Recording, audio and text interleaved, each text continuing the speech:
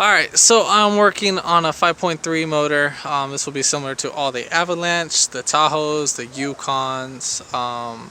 This will be similar to the Escalades, any 4.3s, 5.3s, or 6.2s. Now, this does have the DOD system, the AFM lifters. Now, I have a problem with the misfire with on cylinder 7. And basically, this thing was like a kind of a little bit nightmare, but found out what the problem is, and I thought, my time of loss could be your time ahead, and that this could help you out for your diagnostic. First thing first, go ahead and give it a thumbs up, comment down below if you have any questions, and then hit that subscribe button for more upcoming videos in the future, and we'll go ahead and start this video after the intro.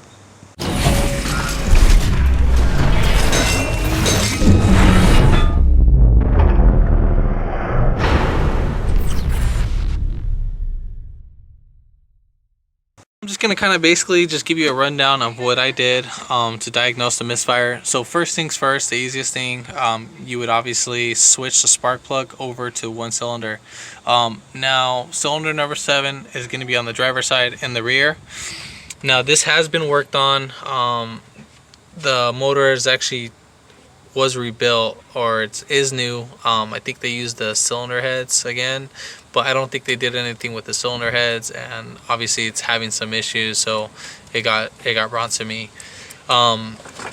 So I spent a full-on day on this yesterday, and then I actually figured it out today.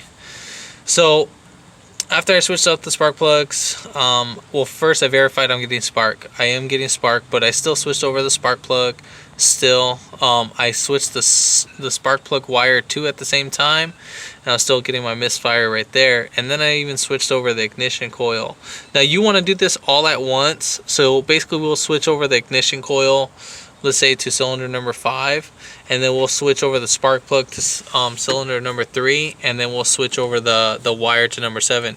Now the reason why you want to do this all at once is that you can determine where that misfire is actually going to be. Now the spark plug, like I said, they already rebuilt the motor, and then this is that, so they're actually driving it for a quite amount of time. So I mean, obviously the spark plug seems kind of a little bit good. Obviously in the back, this is actually cleaned up by me because I just wanted to see if it was from the anti-seize, just in case. You never know if it would cause it to arc somewhere else. But that wasn't the case. Okay, so after I did that, then alright, cool. I'm like, that's electrical ignition systems out of the system, so we don't have to worry about that. So next thing, I switched over to fuel.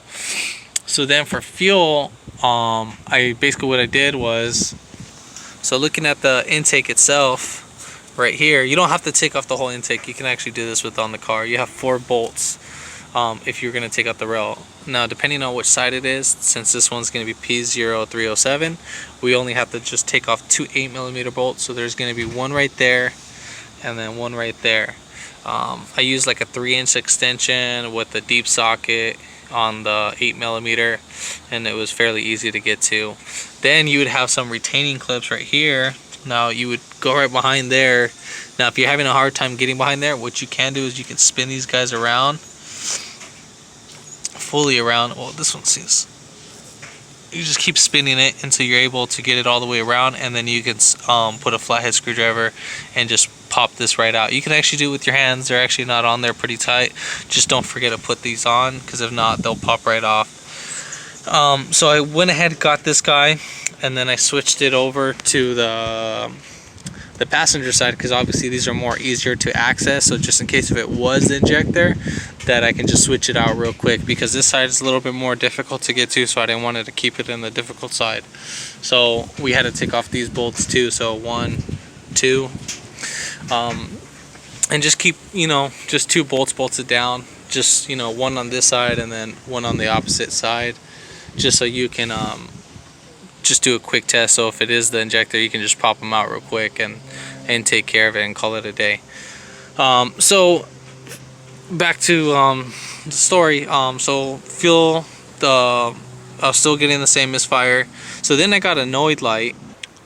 27161 is the part number. You can get this at your auto parts store and rent it out.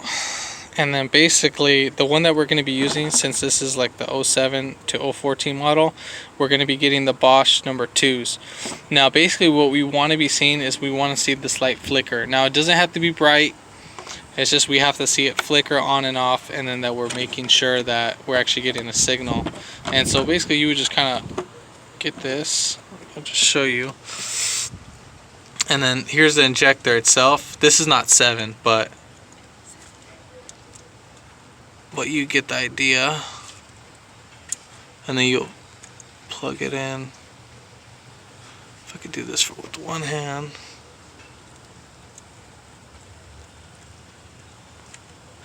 So just like that, you would just sit it like that, and then you can actually crank it while it's on. It won't hurt anything, because obviously, you know, we're not getting fuel inside the system, so we won't kill the cat. So there you have it, just for that.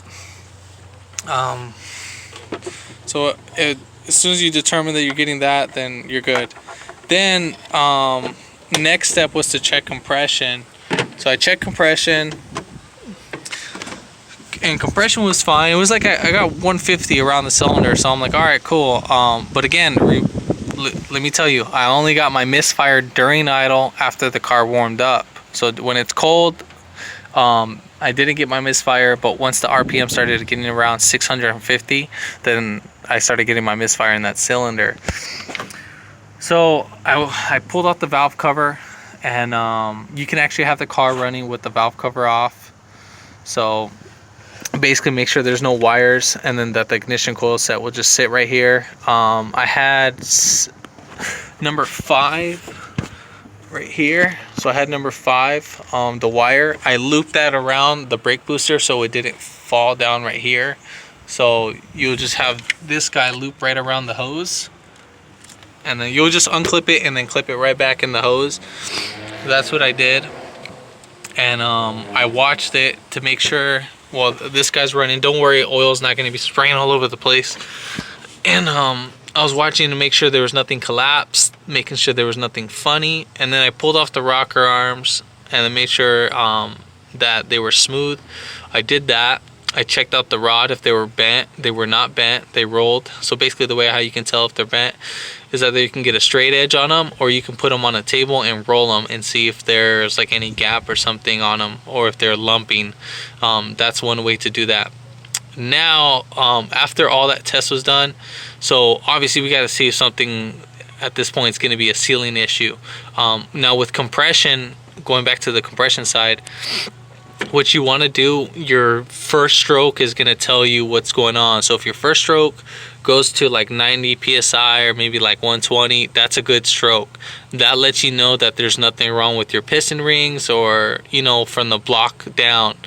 Now from bottom up, now obviously this is where we're going to have our issues. So now we're looking into mechanical issues now. So the valve seating is going to be our issue. So what I did was I unbolted these guys. I left them on. You can leave them on too, it's not going to do anything, so as long as you got enough cap. You will watch these go up and down. And then what I did was I sprayed brake cleaner in cylinder number 7. Now this is one is intake and then one is exhaust, I believe. So the one in the back is going to be exhaust, and then this one's going to be the intake. So what you're going to go ahead and do is you're going to unloosen both of these, or you can just take them right off and even take off the rocker, the push rods. So you're going to go ahead and spray a good amount of brake cleaner in there. So I'm going to go ahead and do that right now. Alright, so I already sprayed some brake cleaner inside there. As you can see,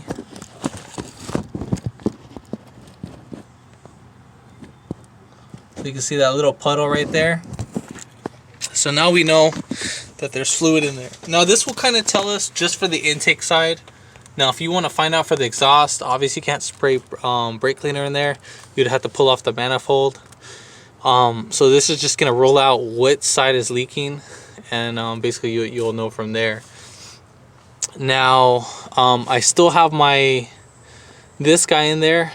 This is just in case you need to have the I would have this guy in there, so you can actually, if it is leaking, you can actually direct the flow of brake cleaner that's, you know, kind of like going out of it. And if you are actually seeing brake cleaner actually coming out, then obviously you know you have a leak, because we have the thing purely sealed right now. So if it is taking in fluid, then it's not seating in properly. So we're gonna go ahead and check this. I'm gonna record this to the best of my abilities. Now I'm kind of sitting in the car a little bit. Make sure that you don't get caught on this. I disconnected the fuel system because obviously if you put the key on the on position, that it is gonna spray fuel.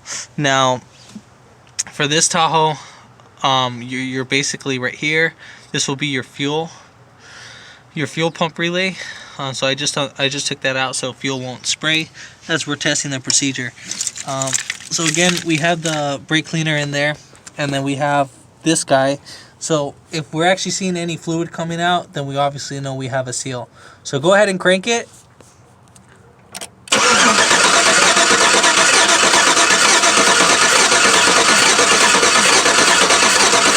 Okay.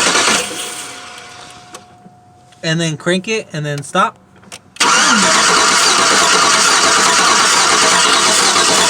Stop. So I don't know if you saw that smoke coming out right there. So that's another indication. And then you can actually put your hand right here, and if you're actually getting vacuum from this cylinder, then that lets you know that's your intake. Now another way you can do it, since if obviously gravity can actually be on that side, if you can't be putting a brake cleaner right there, what you can do is put your hand on there and see if you're getting vacuum. So I'm gonna go ahead and put my hand right here. Obviously we know the cylinder is bad, but just as verification. So go ahead and crank it.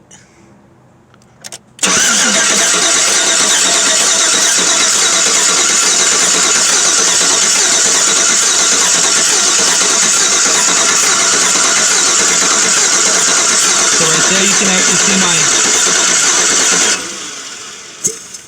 So now we know we have vacuum right there. And then as you can see, I'm gonna have go ahead and crank it.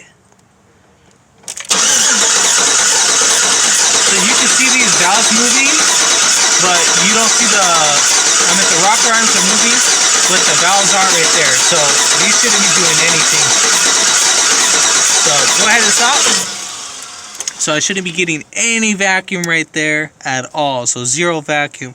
So obviously now we know our issues with the cylinder head and the valve, and we got to pull this off, send it to the machine shop, and get it redone, and hopefully everything is tested. The brake cleaner, you can let it sit for a while and then make sure if it's leaking. Gas actually leaks pretty fast, so always put gas in there. But this method works out too. It's just before you put back on the cylinder head, you can actually see, but in this case it's actually not sealing in properly, or the valve spring. No, I don't think the valve spring's too weak, so I think they're actually pretty fine. No, they're actually pretty fine. Yeah, I was gonna say. But yeah,